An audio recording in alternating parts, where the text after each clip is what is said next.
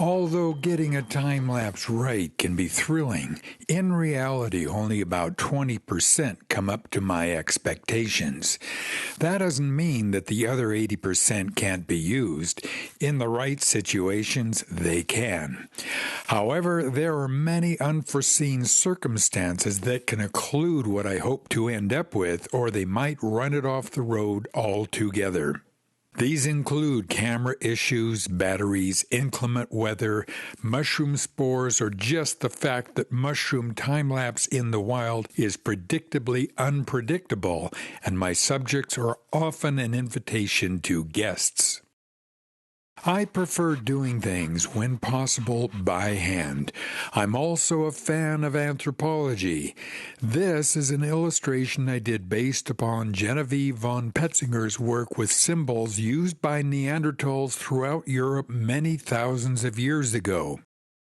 I had tried a couple of setups for this shoot, but the one that worked was the one that included the mirror off to my right.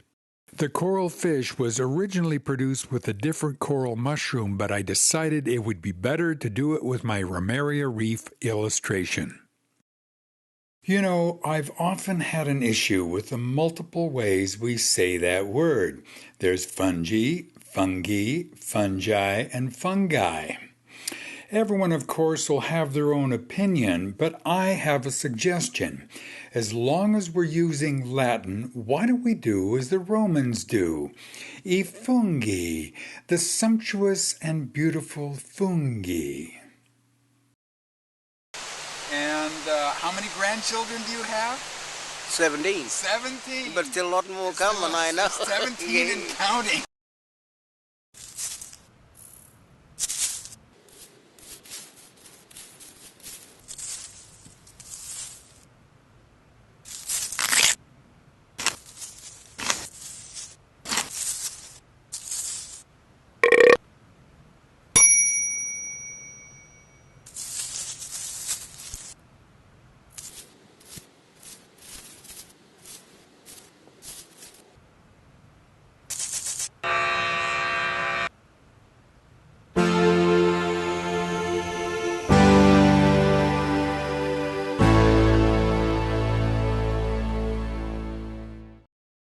You might remember this image, which in 2014 was sent around the world via one of those magazines that a lot of people follow.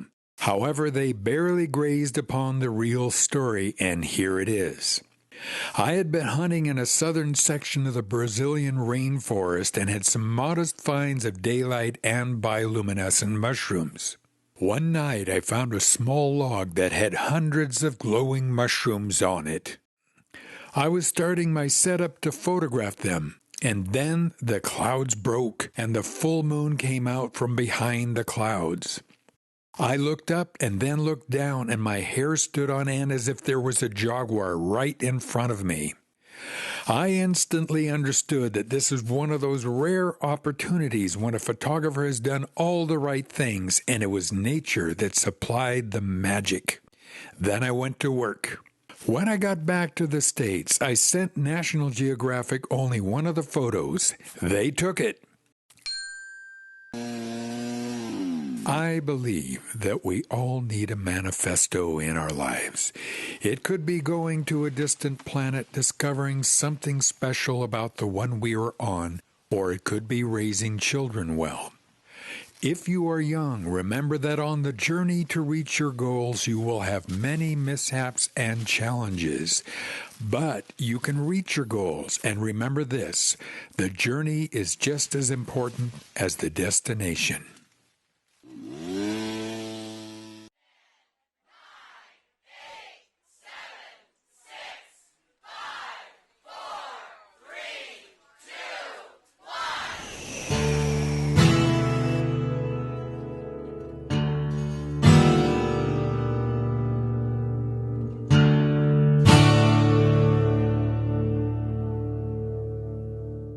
In the world of mushrooming and mycology, there are several factors that have led to the growing popularity of this passion, pastime, and profession. I have a special favorite, but before we get into that and the theme of this program, I want to mention some of the others that I discovered when I went down that rabbit hole. Those are social. There are many clubs, fairs, and teachers, all welcoming newcomers. For my own purposes, it has helped me meet thousands of people and many different cultures from around the world that share our passion. Exercise for body health and peace of mind. Hunting, growing, and cooking the edibles, but you need to know a little of the next one to do this well. Science and the knowledge of edible versus toxic mushrooms. Medicinal fungi and thousands of years of history about them. Psychoactive mushrooms and the new frontiers they offer. And the next one is my favorite and forte, and that is the beauty of nature. This has been the heart of my career in mushroom photography and, as you will see, has taken me from my discovery to traveling the world to capturing some of the most labor-intensive and rewarding time lapses of mushrooms ever done. Mushrooms, or fungi if you will, shouldn't be treated like the grave diggers of the world. Calling them the decomposers is a humanocentric point of view. Consider just who is doing the decomposing as you're sitting on the stool. They think that they are on top of the food chain, and they have a point. They are everywhere and almost every living thing on Earth, and some dead things are their prey, including us. They're cooks, homemakers, and most of all, the great recyclers of planet Earth. They have given us food, shelter, engineering concepts, and divine inspiration. They trick birds, humans, and other animals into spreading their spores, and they have a secret way to get beyond the confines of the planet. I'll get into that later, but now a little history. By the time I discovered mushrooms, I had come from a life full of artistic endeavors, and though I had imagined becoming an architect, I was destined to play music and eventually play with a band. My art and early photography would continue through my musical years, and my sense of perspective, or lack thereof, would become critical in my early days of mushroom photography and, as you will see, would affect the way thousands of mushroom photos from around the world are taken today. My music career would take me from the Northwest to the San Francisco Bay Area and eventually going to get serious in Hollywood. But after 7 years in LA, I had had my fill of heat, smog, and the darker side of the music business. I was ready for a new life, and my artistic outlet was soon to be exponentially expanded with something I would never have dreamt of in my previous life. It was late 1984, and after driving around Northern California for a few weeks, I rented a cabin near the little town of Mendocino on the North Coast. Timing is everything. It was a warm, wet December, perfect timing for mushrooms there, and within a day I was marveling at this world full of natural beauty that I'd barely heard of before. Within a week I had bought a camera, lenses, flash, and all I needed to jump into a new passion which could easily fill my cravings for art. And this career could be for a lifetime instead of just while you were young or trying to look younger than your age. Soon after that, I bought a piece of land that I could hunt mushrooms on, the shell of a dome to camp in, and a place to call home. At the time, I had no idea that decades later I would be pushing the limits of photography for the appreciation of mushrooms and other fungi to higher and higher levels. I always had a thing about frogs, so from the very early days when I discovered mushrooms, I wanted to see them as a frog would. At that point, it seemed like all mushroom photos were ID shots, and I thought that no one was taking photos of mushrooms for their natural beauty. I realized that this was a niche that I would love to explore. Within a short while, it became clear that the gilt shot would become my signature. The California location was important for two special reasons. First, the gulches in the Mendocino area were very steep, and it was actually easier to shoot up at a mushroom than shoot down. Unlike the East Coast USA and many other countries, there were very few nasty insects to keep you from crawling around with the frogs. And as if I needed a sign, there he was on my very first roll of slide film. Ironically, I got questioned about my propensity for doing gill shots. When I was asked about it, I said, "It's nature's art. This is what I like to do." Then at one point I asked a highly ranked mycologist this question.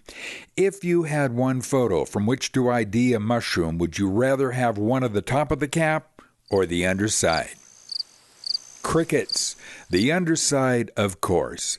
That was the end of that, and I never looked back. I have also worked to show both the gills and the cap in the same photo.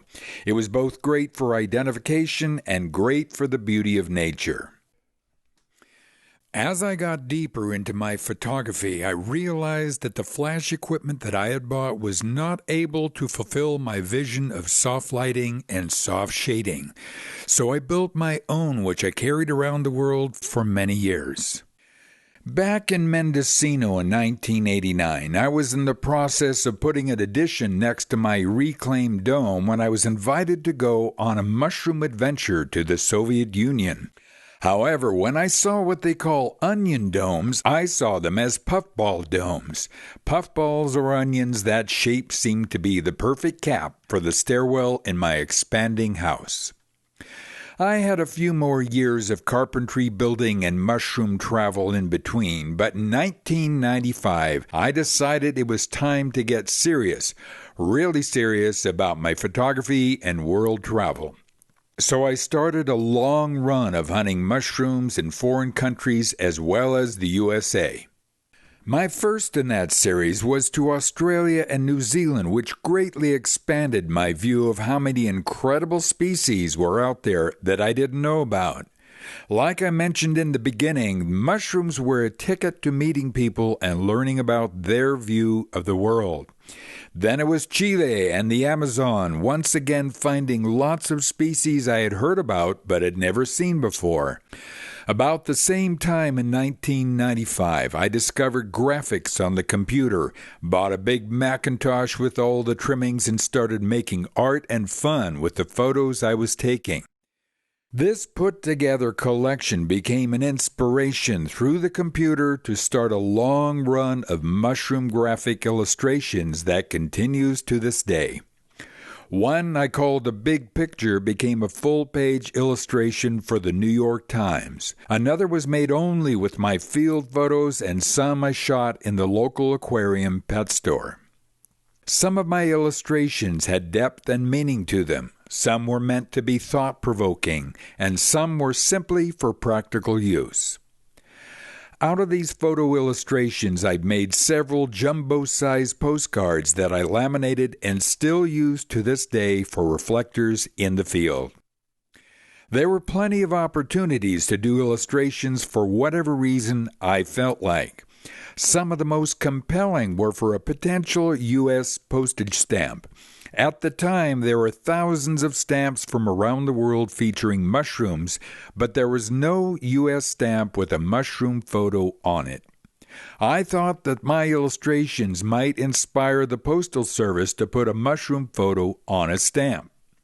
Little did I know it would take 20 years before that would happen. The rest of the story is coming later in the show. I produced a set of placemats with edible mushrooms I called the Chef's Choice, and after that produced a set for the kids with slime molds, puffballs, jelly fungi, and, of course, stinkhorns. Two designs that never got produced were Cordyceps of the World and Pretty Poison, featuring Amanita phalloides, the death cap. In 2001, after 15 years of mushroom photography, I published my first book, Treasures from the Kingdom of Fungi. After that, there was no looking back. There were more countries and return trips to the ones I had visited previously. Many were more exotic and sometimes harder to get to and still harder to travel in. After doing a show and tell for a local grade school class, I wrote a video that became the most popular mushroom identification DVD ever produced, the Mushroom Identification Trilogy. Then I produced a follow-up program about toxic mushrooms called The Good, The Bad, and The Deadly. This was still back in the film days, so there were times I couldn't see the photos I had taken until weeks or months later when I returned. There were plenty of other challenges, but they never outweighed the aesthetics of the images I brought back. Then, in 2007, I produced my adventure and mushroom hunting book, Chasing the Rain. Between the years of 1995 and the 2000 teens, I had traveled to many countries at a time when it was relatively easy to do so. And as my fellow travelers were vacationing on the beaches, out looking for birds, or otherwise escaping their normal lives wherever they came from, I was hunting for beautiful mushrooms. And though I expected to get a lot of humorous questioning as to why I was doing what I was doing, I was surprised to find the volume of support and interest in my work. Most of the interest revolved around the science or hunting mushrooms as edibles, but the photos and cards that I brought with me made it clear that I was navigating in fertile but uncharted territory. That also spun off into invitations to many home countries. A slideshow at Duke University led to a trip to Nigeria. The trip to Nigeria led to a tour of Japan. A chance email correspondence to a naturalist from the Netherlands led to several trips to the Atlantic rainforest of southern Brazil. Other friends and connections led to many more locations to hunt and venues to show my work. The analogy is that it was a worldwide mycelial network and I was surfing the waves of this special opportunity. I realized that I was gifted with good health, single enough to travel rough and cheaply, and though I didn't think about it at the time, I had a manifesto to change the way we see mushrooms. The video production companies were still showing exotic photos of flowers and birds, but when showing mushrooms, leaned towards dirt, rot, or at their best, Amanita muscaria. They are still doing that. By 2012, I was casting all caution to the wind and going anywhere I could get an entrance visa or thought that I could find something special. Through a presentation I did in Athens, Georgia, I was put in contact with an anthropologist that was studying capuchin monkeys. She had told me about some bright bioluminescent mushrooms that were in the state of Piauí, Brazil. This was an area more like the southwest USA, but with palms that were host for the Neonothepanus gardneri. These were very bright, and I will refer to them later. Mushroom fruiting is very seasonal, and some of my trips certainly did not work out. My trip to Chile in 1997 was unusually devoid of rainfall, which was very heavy only a month before I arrived. The phenomenon that would throw me a loop on that trip we now know as El Niño. Even with the dry weather, I did manage to get some beautiful mushroom photos. Fortunately enough, the rest of that trip was to the Peruvian Amazon, which was dependably wet and fruitful. In my travels, there were plenty of new-to-science finds, and frequently my aim was to make beautiful photos out of the not necessarily so beautiful mushrooms. Back in the early 2000s, I started carrying a video camera with me on my travels. There were just some things I couldn't explain with a single photo. Ooh, what a lovely pileus. I also foresaw the possibility of using video in future productions like this one, as well as simply documenting my travels, the people that I met, and the mushrooms that I found. Hey. Now, if you brush that out, I think it looks good. Yeah. One of the most unique mushroom hunts of my career was in the Australian outback hunting anthill fungi somewhere out west of Brisbane. This involved driving slowly and looking for spines or anything else that stuck out of the anthills. It took a few days, but I managed to find several beautiful examples of Podaxis beringamensis. I think I got one. I also went to Tibet looking for Cordyceps sinensis. Another trip was up the Mekong to the Sichuanbana Tropical Garden in Yunnan, China. It was there that I found a species of Favelaceae that only glowed when it started to senesce or decay. At that time, this was not known to Western science. I also found a species of stinkhorn that was named in the 1800s but had never been photographed in color. I found 4. In 2014, I produced the video Spirits of the Forest, chronicling my previous hunts for bioluminescent mushrooms. But near the end of the video, I was thinking of New Zealand, and I said, there are tantalizing rumors of an almost microscopic bioluminescent mycena there. This was about a mushroom that they called Crystal Falls, and in 2015 I decided to go back to New Zealand to see if I could find it. This seemed harder than finding a needle in a haystack. Mushrooms aren't magnetic, and New Zealand is a big place, so choosing a spot was more like throwing a dart on a map. I decided to go to a remote but beautiful part of the South Island. It wasn't long before I was greeted with a stunning success. A simple, small but bright green light in the forest. I called it a green ball of fire. I determined that this was the mysterious little mushroom they called Crystal Falls, and then found several more. But the next day brought another thrill. I had set up a system by which I would put a bunch of mushrooms under the camera, turn out the lights, and exposing for 20 to 30 seconds wide open just to see if anything glowed. Most of the time, they turned out totally blank. However, one of the species of the mushrooms I had picked that day was a locally common Armillaria novaezelandia. After expecting just one more blank shot, another stunning result. The veil of the Armillaria was glowing. After 2,000 years of knowing about Armillaria foxfire bioluminescent mycelium, here was a real glowing Armillaria mushroom. At that point, I was totally charged. I had found 2 species of bioluminescent mushrooms in one location. There has got to be more. New Zealand is home to many other odd and wonderful mushrooms as well, like stinkhorns, and because of their ground-dwelling birds, pouch fungi, and others that could be mistaken for berries. So, to make the best of a great opportunity, I went to the North Island just to see what I could find. Not glowing mushrooms at first, but glowing sticks with which the mushrooms made lovely silhouettes. I tagged them Mycena taranaki after the mountain they grew near. By that point in time, I had been animating some of my photos and doing some basic time-lapse photography on my travels. I had built a simple stage that could rotate slowly to do time-lapse of bioluminescent mushrooms. Back in the States, I did tests with Bonella stypticus spawn, which, under the right or wrong conditions, ended up looking more like aliens from outer space. It was just a test. The next year, in 2016, I returned to New Zealand to continue my hunts. However, in the arcane ways that the airlines price tickets, it was cheaper to go to Australia first on the same ticket, so I booked 2 weeks there.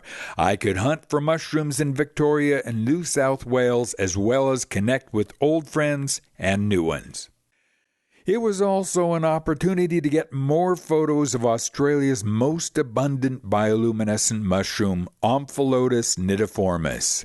While I was there, I built another slow-turning stage using a plug-in wall timer. Fortunately, the mushrooms were out and glowing, and I got many good photos and some time-lapse video as well. I also found a set of young ping-pong paddle mushrooms with a nighttime surprise.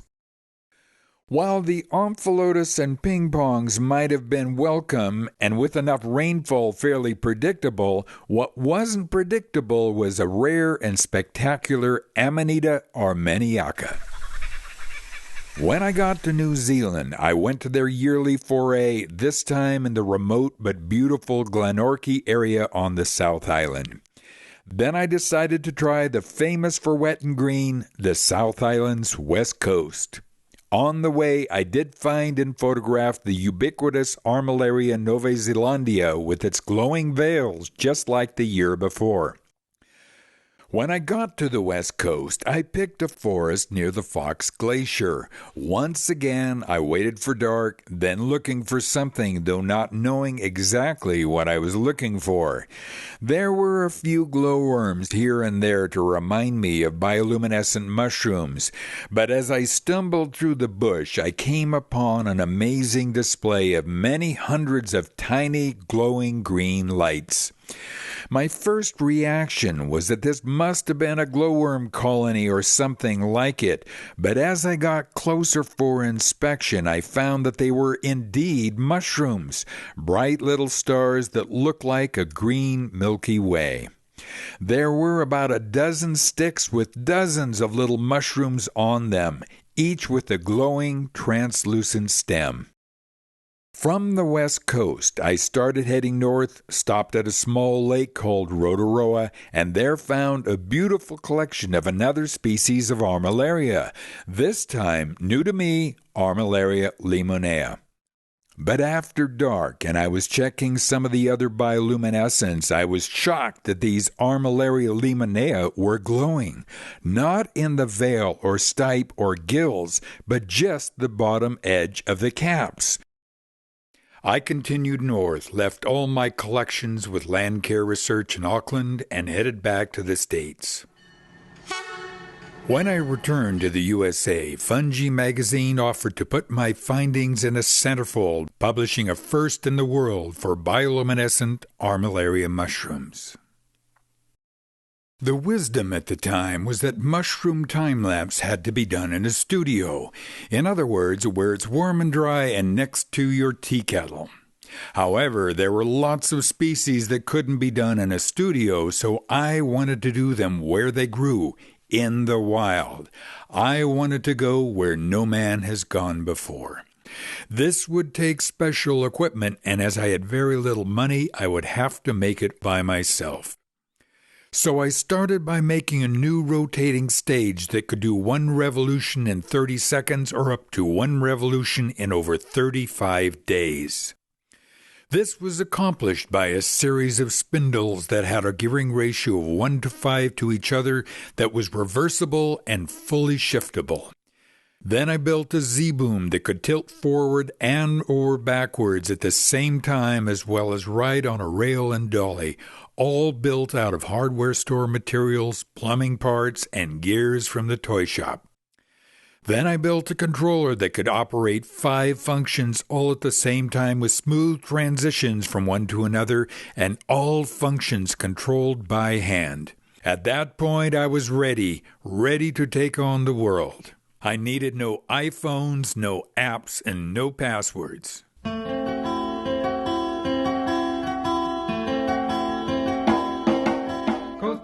Then in early 2017, I had an opportunity to go to Costa Rica to a private reserve managed by a friend of mine.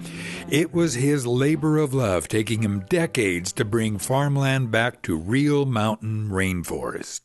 This would be unique and special in that it was 700 acres, it was remote with no wired-in electricity, and I would be totally alone to test out my new gear.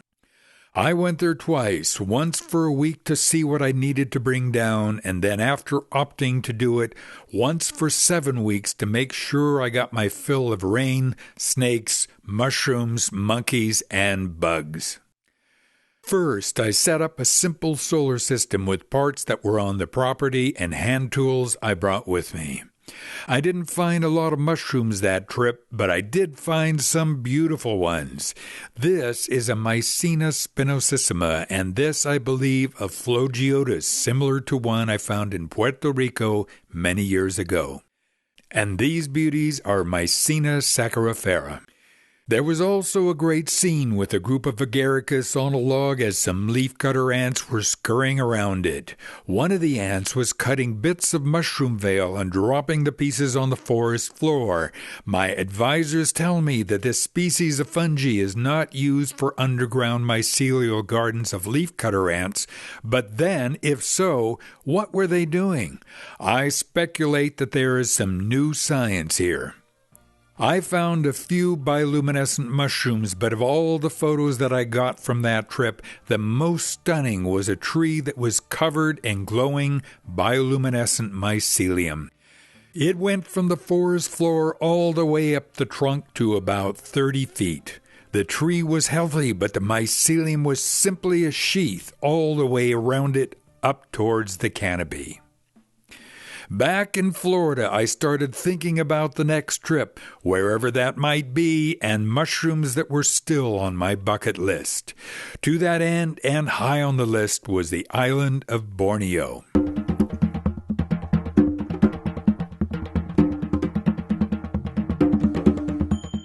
In my mushroom career, the one bioluminescent mushroom that had eluded me the most was one that is found commonly in Asia, Mycelium manipularis, also known by several other names.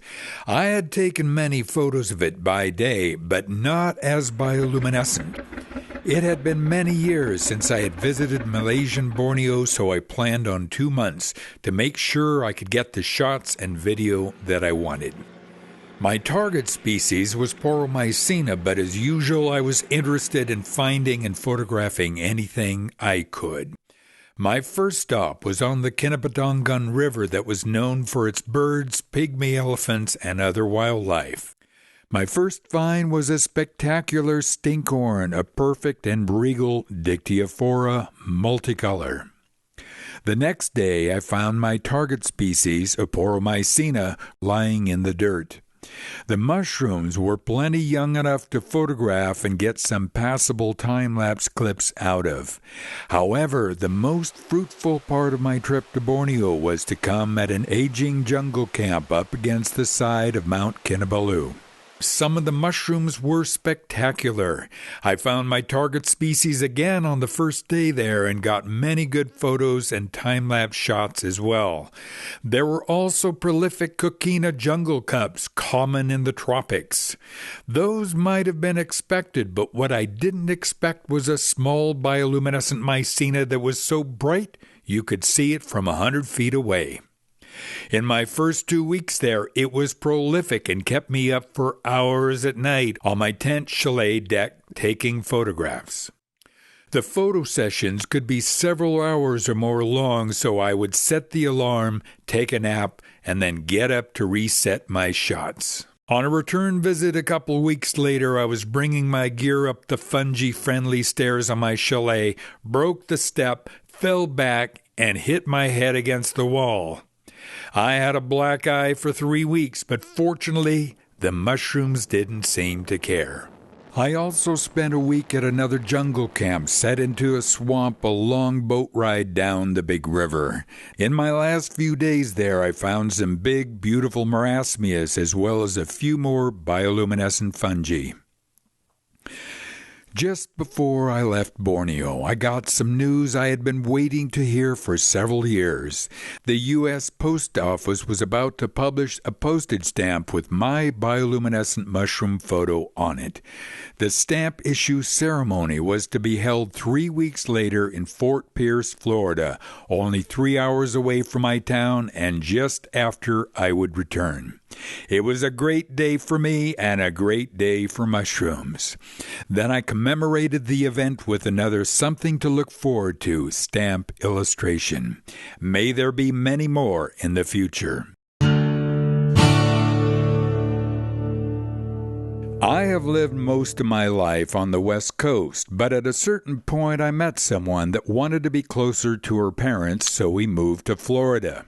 So instead of occasional visits to the hills in my early touring days, Florida became my base camp for many trips to the Midwest, the East Coast, and especially the Appalachian Mountains.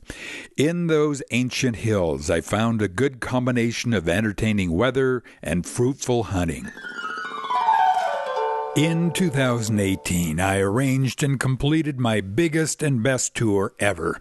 I called it Taylor's Last Tour, not because I didn't want to do them anymore. I love to do these shows, but at my high level of personal expectations, I had to put together my own custom set of gear. So I had to load up, set up, and pack up each one of 40 shows in 3 months of travel around the USA and Canada. This program is based on the show for that tour. Well, this has been one very frustrating hunt. I have been doing circles looking for blacks and can't seem to find any. But I am on 64 heading for 71, going up into Ohio, and I will find some there, I know. Otherwise, it's off to Michigan, Canada, and who knows where, maybe Alaska. Then the BBC got word of the glowing tree I found in Costa Rica and paid me to fly down and show them where it was. However, realizing that I would have some time before they arrived, I arranged a new rail system to be able to do a wide circle time-lapse around the tree. In the end, they used their footage instead of mine for their green planet, but they missed the opportunity to have what I consider one of the great bioluminescent fungi time lapses ever done. Here is my short production. Somewhere in the mountains of Costa Rica, there is a tree that the locals call the avatar tree, which by day might look much like any other rainforest tree, but by night shows that it's covered with glowing green bioluminescent fungal mycelium. This rare phenomenon can only happen when the ambient humidity is high and constant enough to support an exposed mycelial network. We still don't know why this particular species sends its hyphal fibers up and upon the bark of this tree, but when it does, it provides the nocturnal inhabitants a tower of glowing green light in the darkness.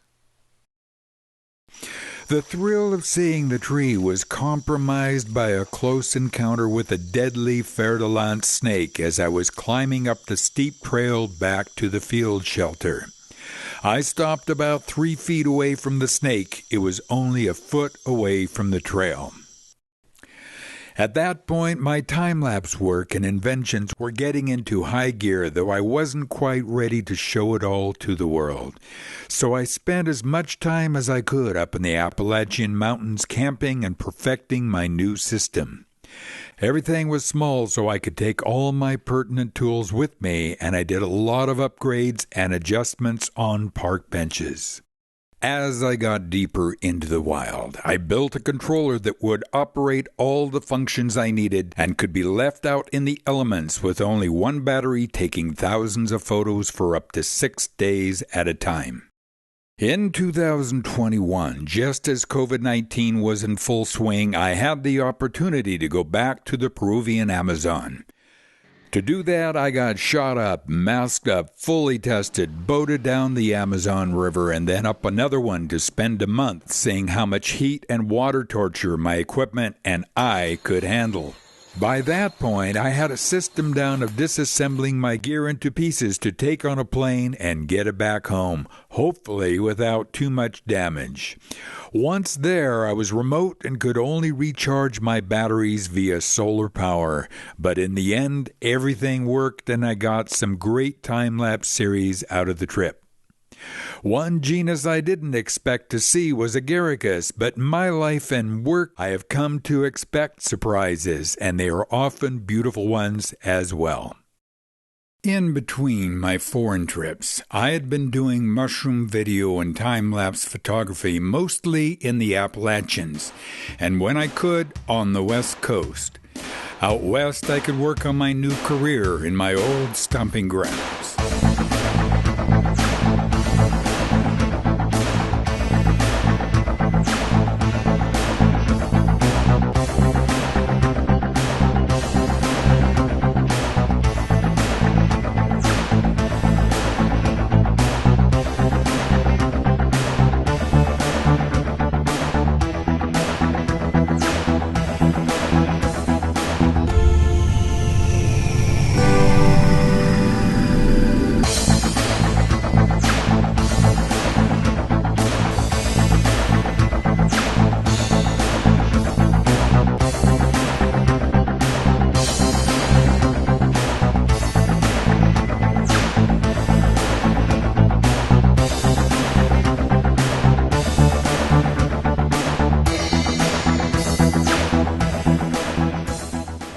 Just after I returned from the Amazon, I had an opportunity to caretake a 200-acre chunk of the West Virginia mountains. I could do my time lapses and work on equipment with no permits, rangers, or tourists to bother me. This was a classic field day that lasted over a year. The conditions for leaving my equipment out for days were daunting. Rain, sun, wind, bears, raccoons, and deer eating the mushrooms before I could get to them. And though there weren't a lot of mushrooms out, there were plenty for my purposes, and there were a couple of species that I really wanted to see. One was Panella stypticus, which is generally faintly bioluminescent. The other was Omphallotus illudens, the East Coast American jack-o'-lantern. The jacks were out in huge bunches, so I spent a lot of days and nights looking for them, photographing them, and protecting them from the mushroom robbers. One fantastic surprise was to witness a real spore drift in situ at night and in the wild. But my deeper interest in the jack-o'-lanterns was in their bioluminescence, finding them and, when I could, photographing them right where they grow. Their abundance also gave me opportunities to develop new ways of photographing them, so you can expect to see them in the future like you've never seen them before. And also very prolific was one of the treasures of the eastern USA, Amanita jacksonii. And to help me wait out the winter months, I have the beautiful winter snow, a little shine from my friend up in the hills, dried mushrooms for an occasional happy meal, and my synthesizer to put it all together.